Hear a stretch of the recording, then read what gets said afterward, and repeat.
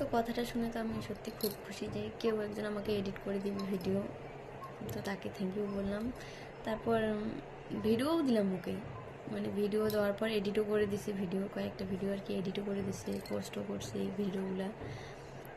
তো মানে কি বলবো, সত্যি এত ভালো লাগছিল না, মানে তার সাথে ভালো ব্যবহার হইতো, কথা বলতো, ভিডিও এডিট করে দিতে আমাকেও ভালো লাগতো, কথা হচ্ছিল।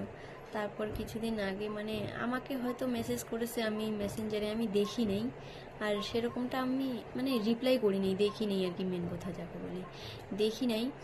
তারপর সেটা ভেবে না কি থেকে কি হলো জানি না, মানে ও আমাকে ব্লক করে দিয়েছে। তো ব্লক করে দিছে মানে খারাপ লাগলো আমাকে দেখি, আমি তো দেখিনি আগে, পরে দেখছি যে কেন কথা বলছে না এরকমটা। তারপর দেখি ব্লক করে দিছে। তো দেখো সত্যি মানুষকে বিশ্বাস করছি, বিশ্বাস করে তাকে ভিডিওগুলো দিলাম, আমাকে এডিট করে দিল, ভালো ঠিকঠাক সবই ঠিকঠাক ছিল, বিশ্বাস করে সে আমার সাথে এরকম করলো, সত্যি মানে খুব খারাপ লাগছে আমাকে। তো মানুষকে বিশ্বাস করবা, দেখে শুনে বিশ্বাস করবা, সত্যি বিশ্বাস করার আগে ভেবে চিন্তে বিশ্বাস করতে হবে।